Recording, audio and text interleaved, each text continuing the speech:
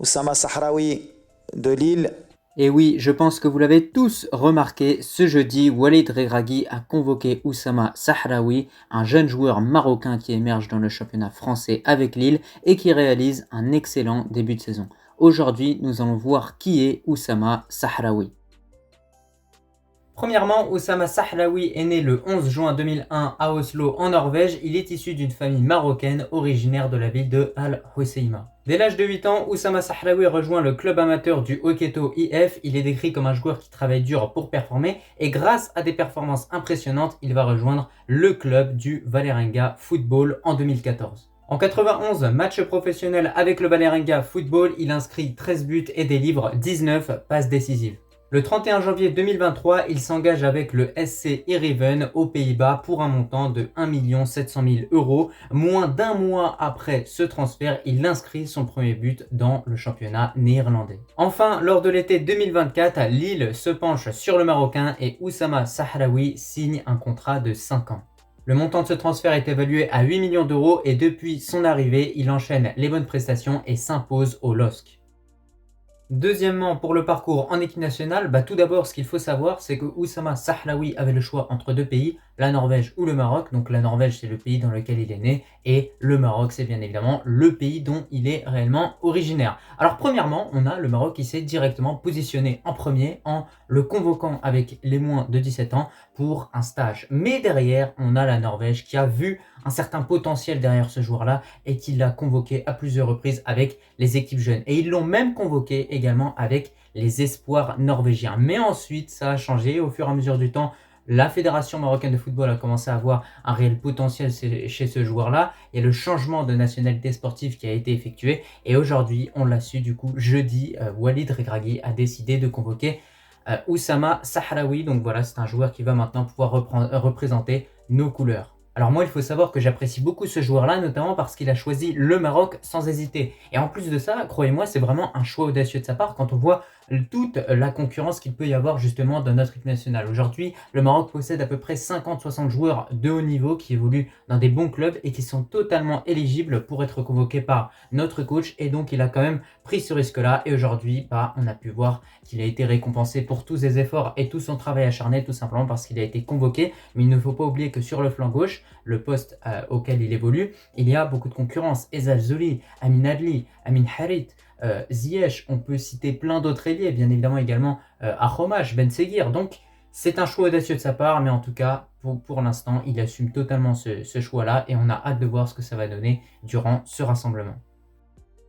Désormais, concernant la forme du moment, comme j'ai pu le dire à plusieurs reprises depuis le début de cette saison 2024-2025, Oussama Sahraoui est vraiment au top. Il montre toute l'étendue de son talent en France et franchement, ça fait plaisir de voir ce jeune joueur marocain aussi fort, aussi prometteur, avec un énorme potentiel. Vraiment, on le voit sur le terrain, à chaque prise de balle, il arrive à faire des différences. Dans cette vidéo, bien évidemment, on reviendra sur ses qualités individuelles un peu plus tard. Mais en tout cas, ce qu'on remarque au niveau de la forme du moment, c'est que sur l'un de ses derniers matchs en Ligue 1, il a délivré 2 passes décisives face au Havre. Et d'ailleurs, en 6 matchs de Ligue 1, depuis le début de la saison, il a délivré 2 passes décisives. Donc, bon, au niveau des statistiques, c'est pas encore ça, mais au fur et à mesure du temps, je pense que c'est un joueur qui va bien évidemment enrichir ses statistiques en but et en passes décisives. Mais si ce joueur-là se distingue par rapport aux autres, c'est pas pour ses buts ou passes décisives, c'est réellement pour son apport offensif. C'est-à-dire que c'est un joueur qui a cette capacité à vraiment influer toute une attaque et à cette capacité à créer des occasions. Et concernant sa forme du moment, que dire, pour moi il est vraiment à son meilleur niveau. D'ailleurs, lors du dernier match de Lille en Ligue des Champions face au Real Madrid, il est rentré en jeu et il a plutôt réalisé une très très bonne entrée où il a carrément dribblé Bellingham. Donc autant vous dire que la confiance, elle est plus qu'à 100%. Là maintenant, il rejoint le Maroc dans un rassemblement où il va sûrement avoir du temps de jeu contre la Centrafrique. Donc on a hâte de voir, en tout cas Inch'Allah, ce que ça va donner. Mais Inch'Allah, ce qui est produit depuis le début de la saison, c'est incroyable. On passe aux qualités dans cette vidéo et ce que j'ai remarqué en premier, c'est que ce joueur-là possède un centre de gravité bas qui lui permet d'être vif mais également agile. On voit qu'à chaque fois qu'il élimine des joueurs, c'est grâce justement à son gabarit qui au début était réellement une chose que Oussama Sahraoui avait du mal à accepter. Voilà, c'est ce que ses parents ont notamment dit à plusieurs reprises, mais malgré, on va dire, ce petit désavantage sur le plan physique, justement, il en a fait une force. Et aujourd'hui, dans sa manière de jouer, j'ai l'impression parfois de voir Eden Hazard. J'ai l'impression de voir ce joueur justement qui va un petit peu se faufiler. Il a également cette capacité à créer des occasions, à aller vraiment provoquer, à poser des problèmes à l'équipe adverse. Et je pense que ça, c'est une des grosses qualités également qu'il possède, bien évidemment, sur le plan individuel. En vérité, si on voudrait bien décrire ce joueur-là, on pourrait utiliser 2 mots. On pourrait dire qu'il est petit, mais également athlétique. Et surtout, moi, ce que j'ai remarqué de façon générale, c'est également qu'il est polyvalent. Il peut occuper la fonction d'ailier droit, d'ailier gauche, de milieu offensif central, de faux numéro 9. Il est vraiment complet et ça fait plaisir. Et on a également un joueur qui s'en sort bien avec son pied gauche, qui est son mauvais pied. Donc c'est-à-dire qu'il a un petit peu les 2 pieds. Il est également très bon en gestes techniques. Au niveau des dribbles, il a toute la qualité technique et le vivier qu'il faut. Donc voilà, en tout cas, il est à suivre, Oussama Sahlaoui, je vous le dis, durant le restant de cette saison 2024-2025. Mais concernant ses qualités, là, je vous en ai sorti certaines. Peut-être que j'en ai oublié. D'ailleurs, je viens de penser à une qualité bien évidemment qu'il possède, c'est qu'il est tout simplement bon en passe décisive. Il arrive toujours à se positionner à un certain endroit pour vraiment faire la bonne passe décisive pour son coéquipier. Et enfin, surtout, une qualité qu'on a tendance à oublier vis-à-vis de ce joueur-là, c'est sa qualité de frappe. On avait plus l'occasion de voir lorsqu'il évoluait du côté des Pays-Bas, où avec son club de Heerenveen, il n'hésitait pas à prendre justement le ballon et à frapper à plusieurs reprises. Avec Lille, c'est un peu plus compliqué, mais il a également cette capacité à frapper de loin, notamment avec des frappes flottantes qui vont être réellement très dangereuses pour l'équipe adverse. Enfin, n'oublions pas que Oussama Sahlaoui a également cette capacité à être à l'origine de la plupart des occasions que son équipe va se procurer. C'est-à-dire qu'il ne va pas forcément être tout le temps le passeur décisif ou bien même le buteur, mais il va être le joueur qui va être avant le passeur décisif. C'est-à-dire vraiment celui qui va venir rentrer au cœur du jeu, faire des différences, délivrer le ballon. Voilà, il va vraiment avoir toujours son influence sur une action collective et c'est réellement au niveau de cet aspect-là que ça va être intéressant de le suivre avec le Maroc. On verra s'il sera autant à l'aise qu'il l'est avec Lille. J'espère qu'on n'aura pas un joueur qui sera crispé comme certains joueurs le sont en équipe nationale. On sait que pour Amin Adli, ça a été compliqué, pour Anas Zaroury également. Pourtant, c'est des ailiers qui sont pétris de talent, donc on espère que ça ne se passera pas comme ça pour Sahlaoui. On espère que ce joueur-là va vraiment complètement se libérer sur le terrain et jouera tout simplement sans restriction, parce que je pense que si on veut réellement retirer tout le meilleur d'un joueur, il faut lui donner le maximum de liberté pour justement s'exprimer et montrer son talent sur le terrain. En tout cas, bien évidemment, de votre côté, n'hésitez pas à me dire en commentaire si vous êtes d'accord avec tout ce que je dis, si vous avez également relevé d'autres qualités chez ce joueur qui est tout simplement Oussama Sahlaoui, et n'hésitez pas, de façon globale, bien évidemment, à me dire ce que vous en pensez de façon générale de ce jeune joueur marocain prometteur. Pour finir avec cette vidéo, bien évidemment, on va s'intéresser à son futur. Et concernant le futur de ce joueur-là, on espère qu'Inch'Allah, il sera tout simplement glorieux.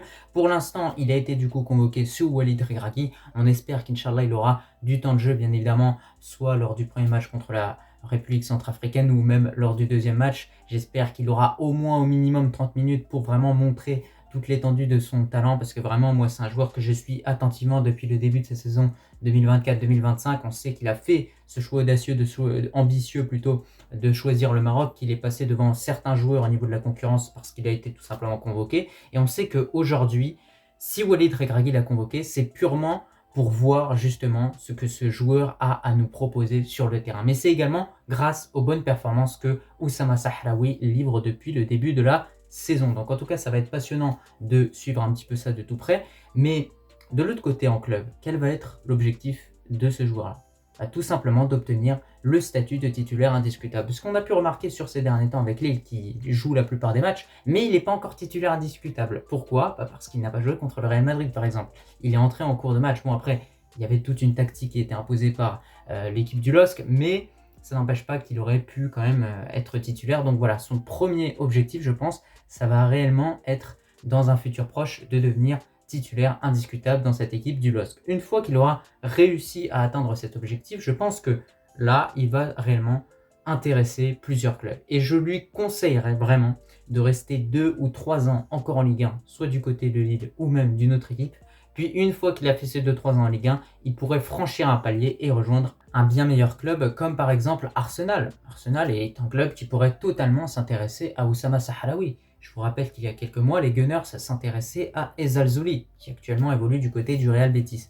Donc en tout cas, tout ce qu'on lui souhaite également, c'est bien évidemment de faire les bons choix et de prendre les bonnes décisions dans sa carrière pour éviter de faire une carrière comme Azzedine Ounahi, qui actuellement est dans un club qu'il ne mérite pas. C'est-à-dire qu'il est en Grèce, dans un championnat qui ne lui correspond pas réellement, parce qu'on sait que son niveau il est bien au-dessus.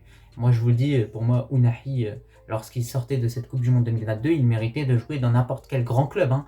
Le Bayern, le Barça, le Real Madrid, Arsenal, Chelsea, tous les grands clubs du monde qu'on veut. Mais malheureusement, il y a eu des mauvais choix qui ont été effectués, il y a eu peut-être une gestion de la notoriété qui a mal été gérée de la part de ce joueur-là, qui a fait qu'aujourd'hui il a atterri en Grèce. On espère que ça ne se passera pas comme ça, en tout cas pour un joueur comme Sahraoui. En tout cas, c'était tout concernant cette petite vidéo. Vous l'avez vu dans l'ensemble, on est revenu sur le parcours en club de ce joueur-là, le parcours en équipe nationale, sa forme du moment, ses qualités et enfin son futur. En tout cas, il y a une chose à retenir vis-à-vis de cette vidéo.